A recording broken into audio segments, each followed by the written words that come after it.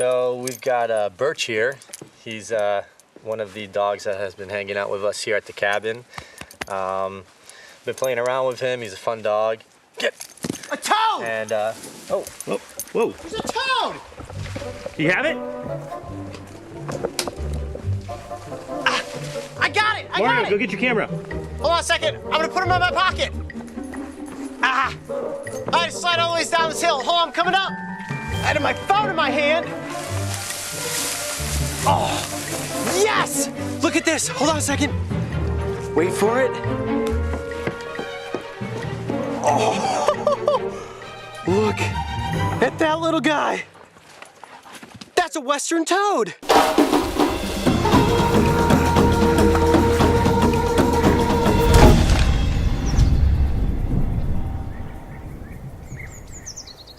Look at that toad. You may be looking at this amphibian and saying to yourself, Coyote, why are you so excited about a toad?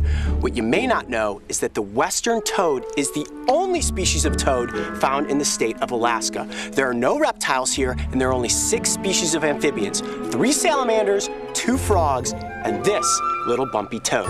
Now, I do know that this is a male, and the way I can identify it as such is look at these forefeet.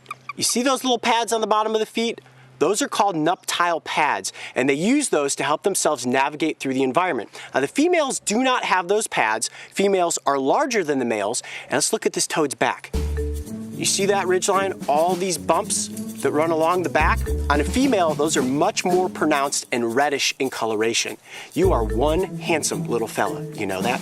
Now, these toads are out here feeding on pretty much anything they can come across. Worms, bugs, slugs, you name it, this toad will eat it. And this is a completely safe species to capture. The only thing I've got going on for me right now that's a defense from this toad is it's peeing all over my hands. A little soap and water will wash that up, and I will be just fine.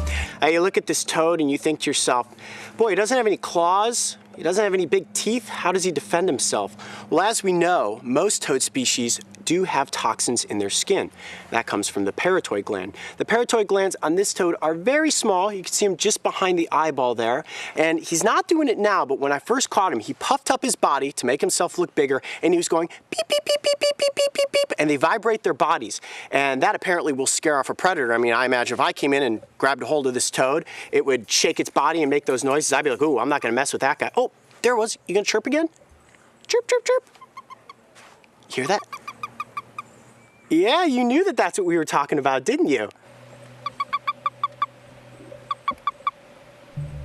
Now, they are slightly toxic to the animals here in this environment, but there are some predators out there for this amphibian.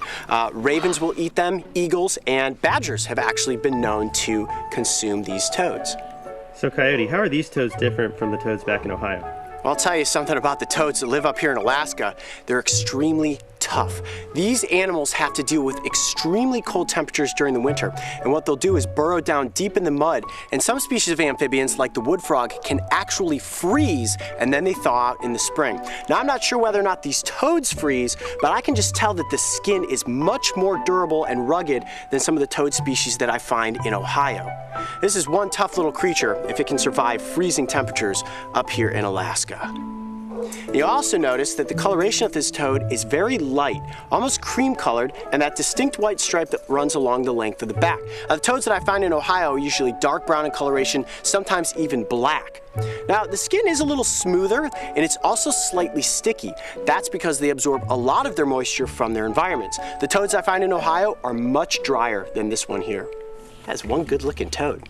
Now, I was told by Mario, our wildlife biologist, that you probably don't have a very good chance of finding any catchable creatures here in Alaska. But sure enough, I found the one toad species that can be found in this state. How cool was that? I'm Coyote Peterson. Be brave. Stay wild. We'll see you on the next location. Come on, buddy, let's get you back into the forest. You did it. You got the only toad in Alaska. If you enjoyed this On Location episode, make sure to go back and watch as the crew and I kissed a moose. And don't forget, subscribe to the Brave Wilderness channel so you can join us on our next big adventure.